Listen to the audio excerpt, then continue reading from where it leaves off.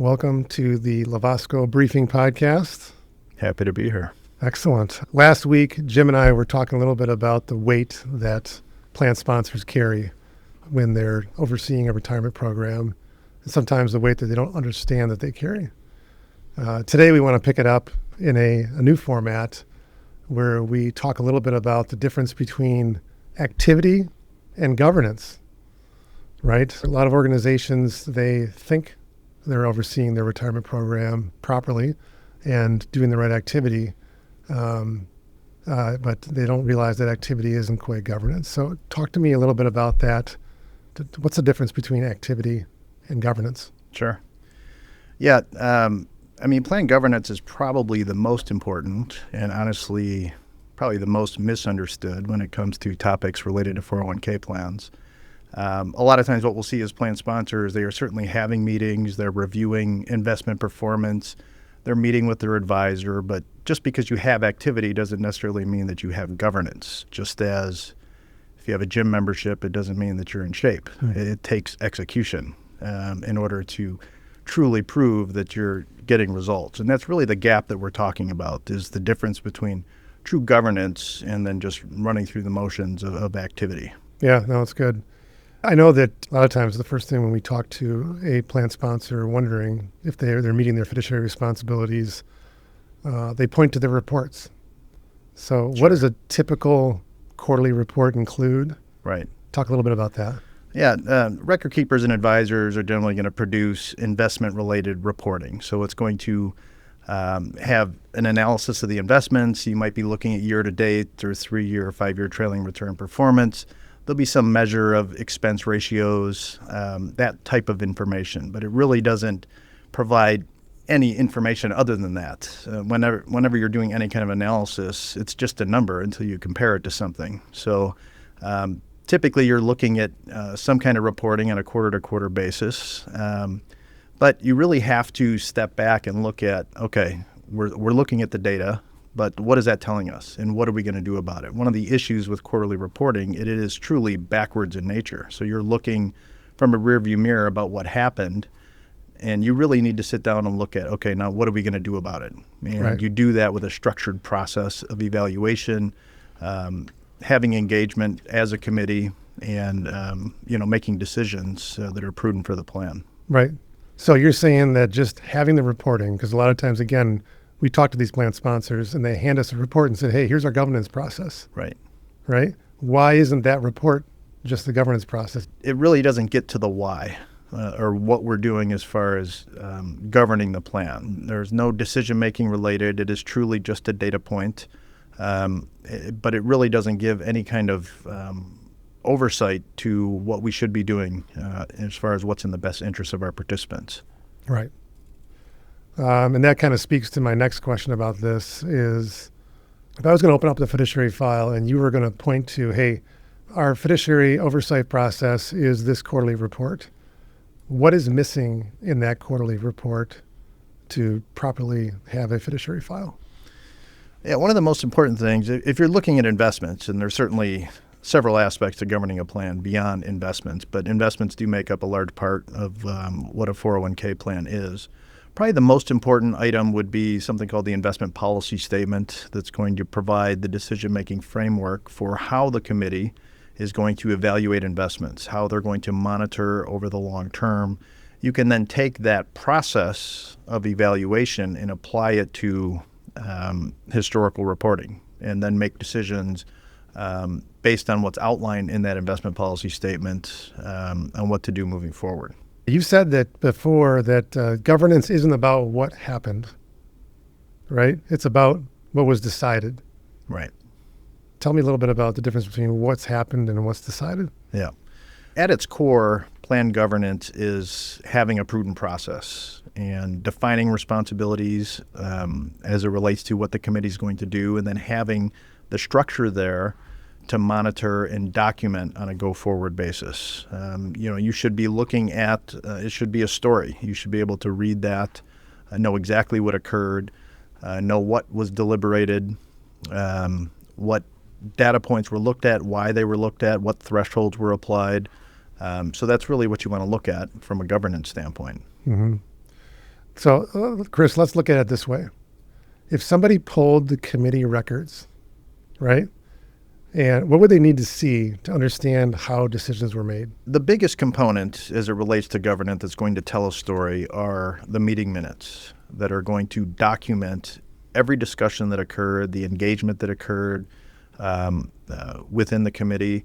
It's going to tell you the rationale that was used to frame a decision, and then ultimately what that outcome was. So whenever you're looking at, okay, tell me what happened, how was that decision made, you're always going to go to the meeting minutes, and that's going to lay out exactly who attended, was there a quorum, did we have consensus on what was in the best interest of our participants, and then documenting that decision from there. I get it. So you're saying that the quarterly reports that just kind of state all the information about funds and their performance, that's not checking the box. It's actually the decision-making that's documented in the minutes. It is the decision. Right. That's exactly what committees need to look at. They need to govern the plan. Mm-hmm. Investments, the reporting surrounding investments, there's so much more to a 401k plan than that. If you're just looking at the investment performance, then you're really just managing a portfolio. You're not governing a plan. Right. That makes sense. So, kind of drilling down even deeper, what is the distinction between activity and decision-making? At the core of governance is having a prudent process in place. So you're going to want to have a committee charter that's going to dictate who those committee members are, what their responsibilities are within those roles. You want to have an investment policy statement that's going to provide that framework for decision-making surrounding the investments. You're going to want to have, in each meeting, you're going to want to have a formal agenda that's going to outline who those attendees are, who's participating, what analysis is being looked at, and then you need to get to the why. Now, that's always the case with governance is, okay, we're looking at data points related to investments, we're looking at participant outcomes, we're looking at plan design. Okay, how do we apply the why? Why are we looking at this? What guardrails are in place? Is it consistent with our existing processes? So those are the data points and considerations you want to have when it comes to evaluating decisions for the plan. Yeah. If I think about activity versus decision-making, a lot of committees, they'll just be, they'll meet, their vendor will present a deck to them. Here's the investment performance. Here's a couple of data points on the plan. And the committee sits back and they're passive. Very right? passive. They just listen to a vendor present a report. Right. Right. It is truly just a presentation in most cases. I mean, we see that quite a bit with plan sponsors when we look at committee activity. They're really not. There isn't any kind of engagement. Nothing surrounding actual decision making. So again, going back to governing the plan, it's just passive information that they're receiving. Right. So they're just an audience. Right. Mm-hmm. So let's talk a little bit about committee meetings. What does a typical committee meeting look like? Generally, it's going to be very relationship-driven with the advisor. They are going to report on investments. They are going to provide an overview of what past performance was. There may be some conversations surrounding, what's going on with the record keeper. They might review, fee disclosures or something to that effect, and that's basically it. I mean, they'll have their quarterly report of the investment performance. And oftentimes we'll get meeting minutes that'll say something like, investments reviewed, no changes made, but no story that tells you exactly how they came to that outcome. Mm-hmm. So that's often what we'll see is that kind of looser structure, and it really masks the fact that they just have activity. They don't really have governance. Right. So what's the shift? You mentioned they don't have governance. What's the key distinction in those meetings that shifts it from just activity, just a committee meeting, to an actual governance process? Mm-hmm. Yeah, when you step back and look at what governance is, plan governance as it relates to 401ks, it is the operating system of the 401k. It's not the apps, it's not the investments, it's not the record keeper, it's not the advisor. It is truly looking at the system and how we're going to govern this plan so it operates efficiently and it's done in a prudent manner that's in the best interests of participants. A good advisor, they're not going to run the meeting per se. They're the architect of the process, and they're making sure that there is a defined agenda that's very specific about what's going to be covered, that there's deliberation, that it's not just a presentation, that there's time set aside to have some true engagement with the committee about what's going to make the most sense. An advisor will provide perspective, they'll provide thought leadership on what considerations might want to be looked at from a committee standpoint, but then the committee needs to make decisions on, okay, we've received all the data. Now what's in the best interests of our plan participants, of our specific business or organization? How is this going to benefit all employees? If I was going to get down to explaining what a governance grade committee meeting actually might look like, I've got a bunch of bullet points here, so I'm just going to read them off here. They've got a confirmed quorum and attendance documentation.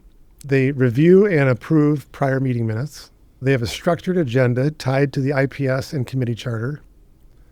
They have fund performance review against IPS watch list criteria, not just returns, standard deviations, trailing alpha, right? They have a fee benchmarking review, at least annually, if not more often. Correct. They have plan health metrics, where participation rates, deferral rates, investment allocation rates are reviewed for appropriateness. They have participant outcome data. Are people actually on track to retire? Or does some decision need to be made around shifting that? And they have formal action items with owners and due dates, right? And a documented rationale. This is the last one, but it's last but not least, right? Mm-hmm. The documented rationale for decisions, including decisions to take no action. Correct. Right? Correct. Right. So when you have that structure, and you're right, the meeting minutes, summarize everything that was done and documents that process. So a committee should be able to go back 10 years and look at exactly what decision was made and why, what was analyzed, what the discussion was, why the decision was made. And that's what committee meetings do. But that provides the items that you listed, really a structured process for what's best practices and how you can truly achieve plan governance as opposed to just analyzing and looking at activity. Right. Now, I just covered some of this, but if you look at meeting minutes, if we shift gears a little bit into the details, if you're going to break down the most important things to see in meeting minutes, and maybe even some of the stuff that you shouldn't see in meeting minutes. Sure. Because again, most people, when they think of meeting minutes, they think somebody is saying, okay, Chris said this, and Bill said this, and Mike said that. Right. And it's like a blow-by-blow of the event of the meeting. Sure. Right? That's really just a report out on what was said in the meeting. Correct. But if we're really managing a fiduciary process, what should our meeting minutes actually include? Yeah, meeting minutes really need to summarize the decision points during the actual meeting. So what you would reference, a verbatim meeting is not necessary. What you need to do is you need to document who the participants in the meeting were. Was there a quorum from a committee standpoint? You need to summarize each and every component of the plan that was discussed, what the committee's response was, what was the final decision on what next steps were. You want to define next steps for each individual party. So if you come out of a meeting and there's action items for the advisor, we're going to document those as follow-ups. Same thing on the committee side. We're going to document any discussion surrounding investments with rationale for why we're making a change, the criteria that were used as it relates to the investment policy statement. If we're not making a change, providing that rationale. So anything really related to what's going on with the plan, we want to document how it was discussed, what was reviewed, what thresholds were applied, and ultimately what decision was made, even if it is no decision. If we go through a documented decision-making process like that, what if for some reason we pick a fund that doesn't perform as well as another one of the funds that we consider? Sure. Yeah, this is a common almost misconception with plan sponsors, or even if you're stepping back and look at the entire investing world. I mean, when you're looking at the Department of Labor and the regulators as it relates to oversight of qualified plans, 401k plans, they're not really looking at outcomes. That's not the most important item for the Department of Labor. What's most important to them is process, making sure that you have a prudent process in place to define how you're going to make selections on the investments or really anything related to the plan. So the Department of Labor will always lean on process, not necessarily outcomes. And that is a common misconception because from an investment perspective, you're not going to have the most because you're not actively trading the account. Again, this is not portfolio management. This is providing the best possible option at any given time that was vetted through a very stringent process on what's in the best interest of the plan. Yeah, if you really read ERISA to the letter of the law, it states pretty clearly that it's about the process and not at all about the outcome. We could do this entire podcast just by saying process. Right. It is absolutely essential as far as your fiduciary duties to a 401k plan. Yeah, that's good. So that really does speak to what we see missing from meeting minutes. So if you were going to speak to that a little bit, Chris, when we see meeting minutes, a lot of times, what is missed in those minutes? Well, it's always the storyline as to how we got to a decision. If we can't answer why, if I can't go back, 6 months and look, what occurred over the last 6 months, if there is not a very specific storyline, then that is truly what's missing. Regulators are going to look at that. If the plan is ever audited, they're going to want to know what the process was, what process is being used. And if we can't answer why, if we don't have that story, and the plan gets into trouble for whatever reason, then you have a problem because then you're trying to recreate history under pressure, which rarely ends well. Right. Yeah, exactly. They want to see proof that the committee has established an investment policy statement, right? They have a statement in place that says, hey, here's the investment policy. Here's the watch list criteria that we use to evaluate those funds, right? And then let's show proof of deliberation at the committee level. Yes.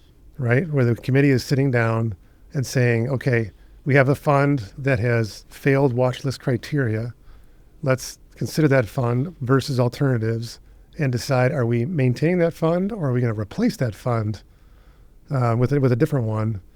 And what rationale we use to pick, to maintain the fund or move on to another one. That's exactly right. And I can tell you from the Department of Labor standpoint, another key component is if you do have a process, so you have an investment policy statement, that is your process and framework for making decisions on the investments. It is just as bad to have a process and not follow it than to not have any process at all. So it is making sure that, yes, you're documenting those decisions, but making sure it is consistent with what is outlined in any of your process documentation. Right. Yeah. Yeah. It's so often that people think that just the fancy reports and whatnot is the most important piece. But really it's the documentation of meeting minutes. Correct. It's probably the least sexy part of our job. Without question. Without question.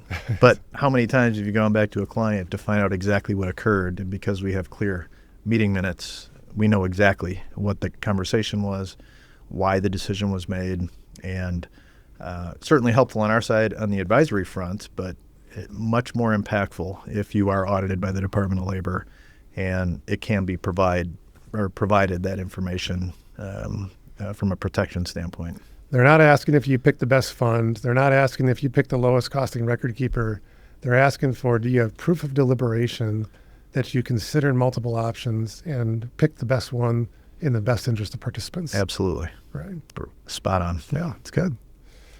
All right, so shifting gears a little bit to the governance framework. If somebody wanted to build this the right way, what are the foundational pieces that need to be in place? We talked about a few of them, but what's the list of them? Yeah. First thing you want to do is really establish a committee and have a committee charter, that's going to define, who's going to participate in governing the plan, who's responsible for those decisions, what those roles are. So that's an absolutely essential piece because that's the plan sponsor's duty is to govern the plan. We're really just defining who's a fiduciary, who's not. Right. And what responsibilities they have and what responsibilities they don't have. Correct. Right? That's exactly right. Perfect. Secondarily, under ERISA, which is pension law, there is the expectation that you're going to operate this plan. There's something called the prudent man rule, in a prudent manner. And there is the expectation, if you don't have the expertise in managing a retirement plan, that you are going to go out and engage an advisor that does have that expertise. Wait a minute, that feels very self-serving, Chris. I mean, we're advisors. We want to be hired to oversee retirement programs. Correct. Like, where do you get that information? Well, I mean, that's written in ERISA law, which is, again, it's something called the prudent man rule, that you're going to actually get that expertise if you don't have that, or if you don't have the capacity of time or anything that relates to management of the plan, that there is the expectation that you're going to hire outside expertise. Right. And generally that's going to be through something called a 321 advisor or a 338 advisor that are actual fiduciaries on the plan. They're not just a broker that's associated with the plan. They have fiduciary liability as well for the decisions they make in the specific areas that they were hired for. Yeah. And it's funny, I don't have it with me today, but on our last podcast, I had a copy of a document that the Department of Labor created called Meeting Your Fiduciary Responsibilities. Right. I'm familiar with it. And in that document, right? Yes. It's very clear that if you don't have the expertise, then you need to go out and find it through somebody else. Correct. Now, I mean, there is a reality that some really large organizations do bring this expertise in-house. Mm-hmm. They hire someone with an investment background, and maybe they outsource a few of the benchmarking items, and they do bring it in-house. So technically, you could manage this fiduciary responsibility yourself, but most organizations don't feel like it's necessary to do that and don't really want to allocate the capital towards that. It makes more sense to hire an independent fiduciary that does this for a number of other organizations. That's exactly right. Correct. Yeah. Mm-hmm. That makes sense. Obviously, then we also talked about an investment policy statement, right? That's incredibly critical. It's always interesting because the Department of Labor doesn't actually say you need an investment policy statement anywhere within the law. But if a auditor comes around, what's one of the first things they ask for? That is going to be probably the first thing they ask for is what is your investment policy statement? Right. It's a critical document. I mean, it outlines the objectives of the plan. It outlines how you're going to meet the duty of diversification, which is a big part of ERISA law. You have to make sure as a fiduciary that you have a diverse mix of investment options that represent different asset classes. So the investment policy is going to define that. But probably most importantly, it does outline how you're going to look at the investments. What are the criteria for making a decision? What performance criteria you're going to look at when compared to peers, when compared to benchmarks that are going to put you in a position to have to make a decision on the investment. Are we going to put it on the watch list and continue to monitor for another quarter? Or are we going to pull the trigger and replace something because the performance that we've evaluated as a committee, we just feel it's prudent to make a decision to change.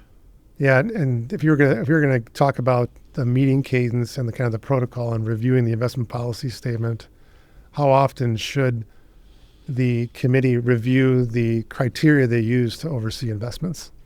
Yeah, that's generally going to be defined in the investment policy statement itself. Mm-hmm. So as a good rule of thumb, I think once a year is appropriate to review which criteria you're using and just reviewing the document. And that really should state right in the investment policy statement that the committee is going to review that. But that might be every 6 months as defined. Again, going back to the circumstance where the Department of Labor is very concerned about having a process and not following it. With whatever is defined, you do want to make sure you stick by that. Totally. Yeah, that makes sense. I think another component is the meeting cadence. We're an EOS company, and one of the most important dynamics of EOS is to make sure that you have a meeting pulse. Mm-hmm. And how that applies to retirement committees is making sure that they have a cadence of meeting on a regular basis, right? And someone to actually take meeting minutes. How often should a committee meet, and who's really responsible for the meeting minutes?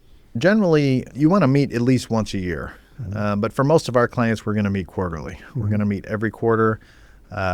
it's a very structured, very formal process by design to cover the points, many of the points that we just mentioned as far as documentation of what decisions are being made related to the plan. It's the advisor's responsibility to maintain meeting minutes. For us, we maintain something called a fiduciary file where we document, as I mentioned previously. We could go back from the beginning of time to evaluate exactly what happened with the plan and why. So it's really the advisor's responsibility to maintain those meeting minutes. Right. Yeah, I mean, technically we're drafting them for the client, right?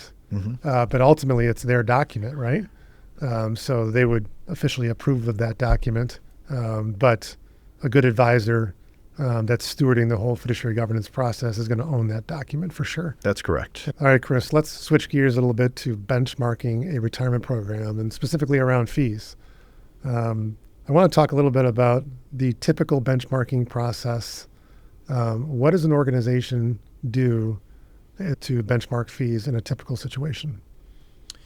Yeah, it really depends on the circumstances. I mean, we see a lot of different situations when we're evaluating plans. A lot of times you'll have an advisor that really doesn't want to talk about fees. They don't go through what their advisor fee is. Oftentimes, if they're just relying on a record keeper, they'll be evaluating really what their all-in costs are for the plan. So they're not breaking down by each component of the plan, so the committee can do true comparisons about, are these fees fair and reasonable relative to the market in each of those areas, and are we getting value in that particular area on comparisons based on what we're looking at. So that's often what we'll see. It can be a mixed bag. Some committees really aren't doing a good job at evaluating fees at all, and it is one of the most important duties under their fiduciary oversight from ERISA. Right. Yeah. If we think back to the dawn of 401k plans, the 401k world was very similar to, the health benefits side of the business, where at times there was just some sort of a broker fee that was built into the mutual funds. Right. So there was no transparency around the costs that the advisor or the broker in that situation was receiving. Right. Yeah, it was, in the past, when we look at the onset of 401ks, if we go back to the early 80s and thereafter, we were... Not that either one of us are old enough to remember that. Never. Not at all. But it was truly a commission world. And a lot of the investment decisions that were being made were related to what's going to pay the highest commissions based on the different share classes that would be available. Right. Thankfully, the world has evolved to a fiduciary model where it's, you don't necessarily have those conflicts of interest because of the advisory world. Yeah. We're going to talk about this in a future podcast a little bit, but just the evolution of the 401k when it comes to the fiduciary process, because back in the day, it was very much where what we call advisor today really wasn't an advisor. They were really brokering in 401k plans. Right. And they received the commission off of the investments that were offered to participants. Correct. The whole ERISA law pretty much just said, no, you can't do that. We need to have transparency around fees and flexibility there. So the traditional advisor that's still quasi acting like a broker is still in that place where they're just collecting a broker fee. Correct. Right. Correct. And often it was relationship driven, where you have brokers and the advisor was a friend of the owner of the company, and there's too much at risk for plan sponsors, for companies, for fiduciaries who do have personal liability to really operate under that model anymore. Right. Yeah. It's a challenge because they don't, they really don't operate in an independent structure that way. We also, I think it's important to talk about the fact that plans that don't have an advisor, they also have a little bit of a challenge because a lot of times they're very record keeper driven. Mm-hmm. And again, if we go way back and roll back the tapes to the early 80s when a lot of these 401k plans were being developed, it was by the investment companies, right? Right. So the investment companies said, hey, we need to build a structure to house our investments so we can offer them as a 401k program. Right. So the first 401k programs had all of one fund company's funds in them, right? Right. So it's quite fascinating. Yeah, operating in that proprietary environment. I mean, that's why it's so critical to do comparisons on a third-party basis, because this industry is constantly evolving. If you're looking at services, technology, certainly price compression, really across the board, there's always ways to evaluate more efficient ways of managing the plan. So it is interesting how that's played out over time. It's interesting where if you overlap this with the investment analysis side of things, one of these older plans that don't have an advisor in place, and maybe the record keeper is coming in and delivering those fancy reports to the plan sponsor. The plan sponsor thinks they're getting good advice from this individual, but there's the challenge that this individual may be conflicted because the record keeping platform and the investments in the plan all have the same logo on it as the advisor that's coming in and talking to them. Right. So there is an independence there. Is that correct? Yeah, without question. You need third-party analysis. You need to look at third-party data. You need to look at, doing comparisons at a national level, plans of similar asset size, similar number of participants, similar plan designs, so you can get a true comparison about how our plan measures up. And if the fees that we are paying or our participants are paying are truly fair and reasonable relative to the market. It would be very hard to make that decision just evaluating what the record keeper is providing in its own self-interest. Exactly. So, I mean, said differently, it's if the person that is doing all this benchmarking and doing all the fiduciary oversight for you has the same logo on their business card as the investments and the record keeping platform, then there's an inherent conflict of interest. Without question, yes. Yeah. That's a good point, yeah.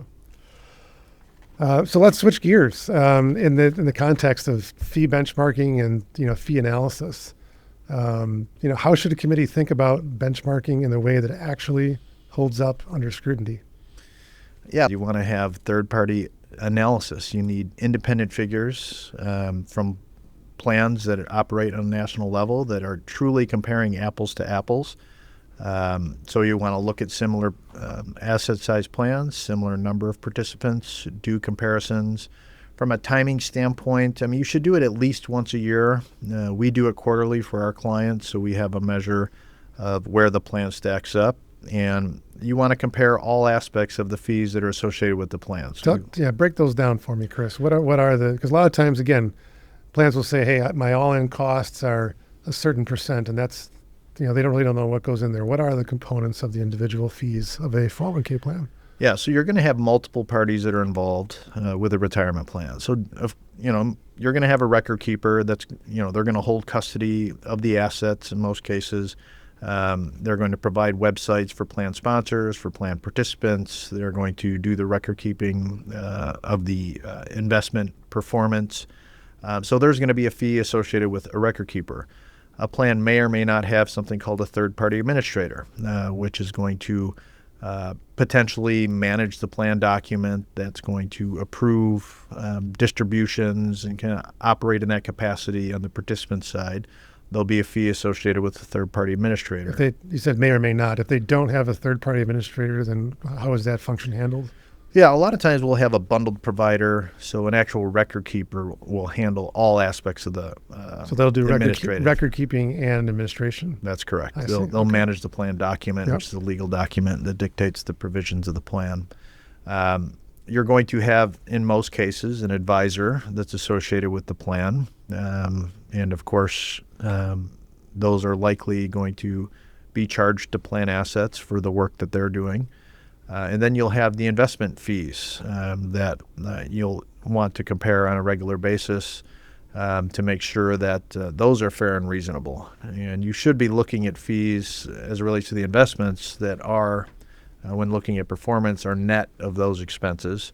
But those are generally what you would see as far as benchmarking fees on a regular basis, looking at those four components. Yeah, that makes sense. And Chris, if we were going to break down, one of the nuances that we see a lot of times, again, you mentioned record keeping administration advisory, and then the investment fees.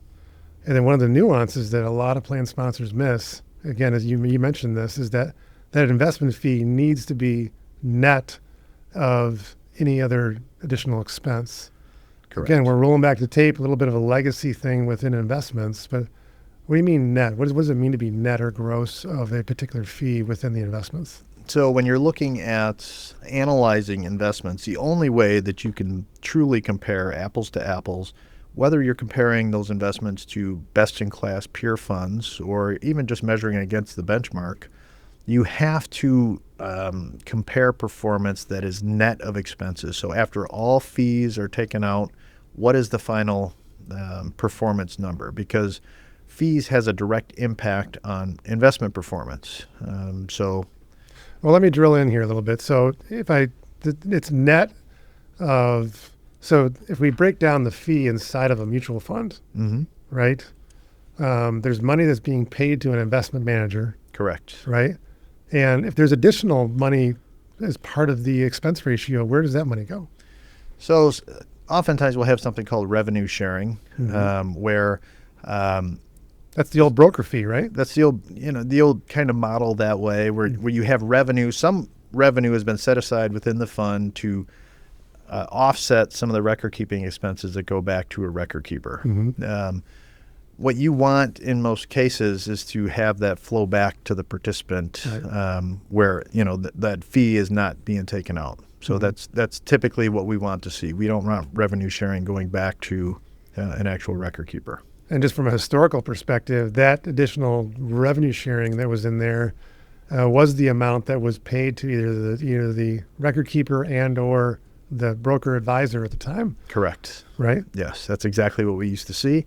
And that creates that inherent conflict of interest, right, in how fees are paid out. And the new fiduciary model is one where that fee, if there is one present in the particular share class that exists, it's being credited back to the participant that owned that fund. Yes. And then subsequently, any actual fees that are being charged are fully transparent to the plan sponsor and the participant in the plan. Yeah, revenue sharing inherently is not bad. It's just making sure that it ends up truly where it should, and it should be credited back to participants. Right.